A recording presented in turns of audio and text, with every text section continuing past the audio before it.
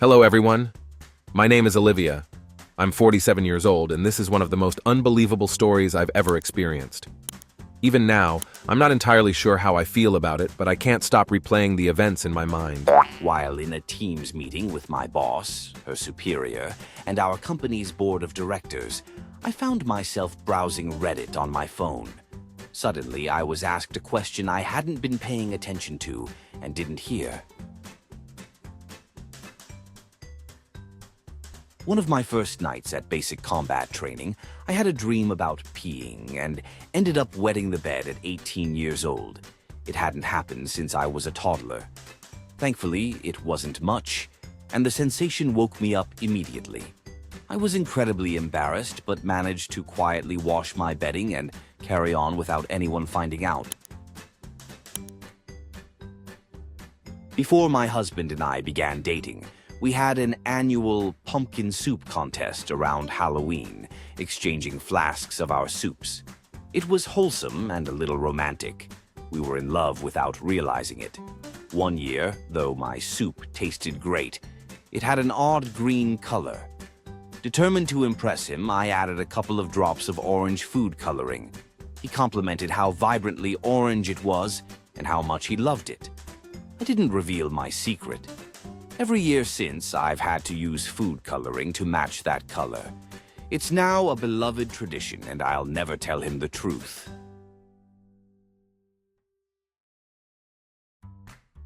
I slept with my cousin's ex after their 7-year relationship ended.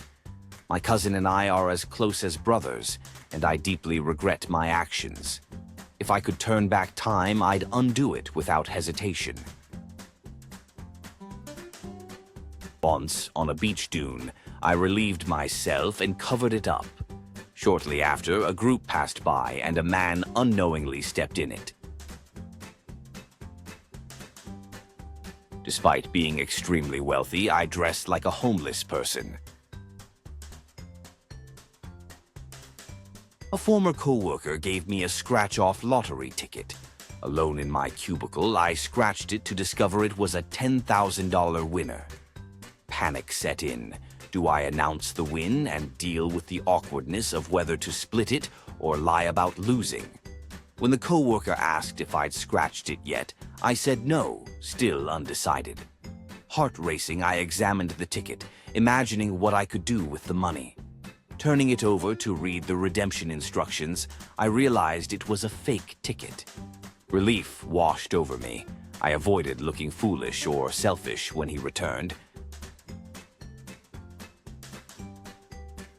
I reached down one night to pick up a small stone to scare off some dogs, but quickly realized it was someone's feces.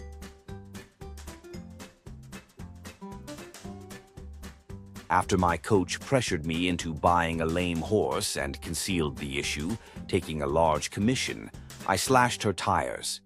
The horse had to be euthanized, costing me my savings and confidence in competing.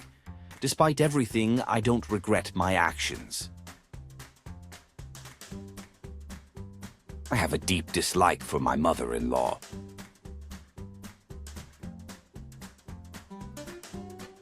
At my cousin's birthday party as a child, I clogged the toilet and panicked. I retrieved the mess with my hands and hid it in the cat's litter box. An adult later found it, leading to confusion and laughter, but my identity as the culprit remained secret.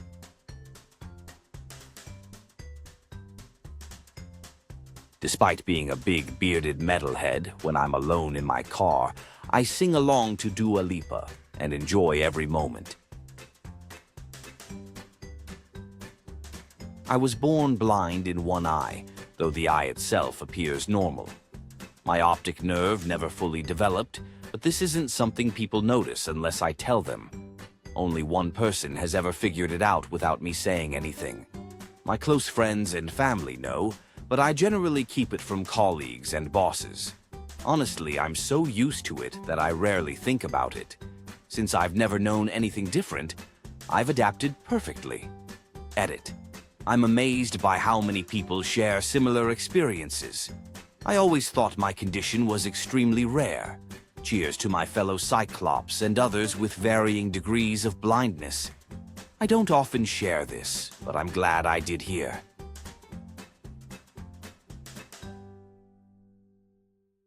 For as long as I can remember, I've loved going to CC's Pizza on my birthday. However, since no one else enjoys it and always complains, I've let my wife choose where we eat for the past decade. The next day, I quietly have lunch at CC's by myself. Nobody knows. Sometimes I intentionally mispronounce words just to annoy people. I can never remember if my sister's birthday is on the 6th or 8th of August. To avoid embarrassment, I simply say, "It's your birthday week. Let's grab lunch." She's 75 now, so it's far too late to ask. My friends and I went hiking in Tenerife to explore the island's parks and climb Mount Tide. On the third day, after completing 2 moderately challenging hikes, we planned a difficult 1,300 meters ascent.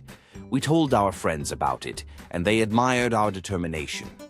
When we started the hike, we gave up after 400 and opted for the cable car instead. Later, we staged photos and agreed on a story to convince everyone we hiked to the top. We still call it our dirty little secret and have no regrets. As a kid, my route home from school included a shortcut past a church and through several backyards. At the back of the church, I used to urinate on one of the basement windows, thinking nothing of it at the time. One day, a neighbor caught me, and I stopped immediately. It turned out he was the church's reverend. Yikes. I'm a father of teenage daughters and handle all the cooking and grocery shopping. Every Sunday, I head to Wegmans just before lunch, order a sandwich, and eat it alone while scrolling through sports news on my phone. It's my little me time, and no one in my family knows about it. I know. I'm such a rebel, LOL. Edit. I should have said I'm a father of only daughters. LOL. My first car wasn't purchased with money. In grades 1 to 2, a classmate kept making wee-woo fire truck noises during a test. The teacher warned that one more sound would mean detention. When he stopped, I made the last wee-woo, and he got blamed instead.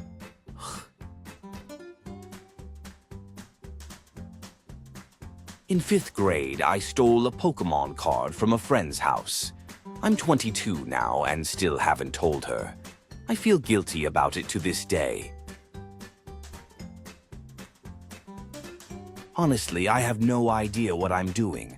I'm only alive because other people want me to be. I went on a Mormon mission to Italy, but stopped believing in the church 3 months in. I pretended everything was fine so I could stay. From that point, I broke every rule, visited beaches, snuck out at night, slept in, hung out with locals, drank coffee, and even had some alcohol. I refused to wear the standard white shirt and tie. I had an amazing time for the remaining 20 months. I walk around acting like everything's fine, but secretly, my sock keeps slipping off inside my shoe. Please don't judge me, but deep down, I wish someone would hug me and tell me everything will be okay. I'm a preschool teacher and still struggle with the urge to eat Play-Doh. Every day I fight the intrusive thoughts, but I know they'll win someday.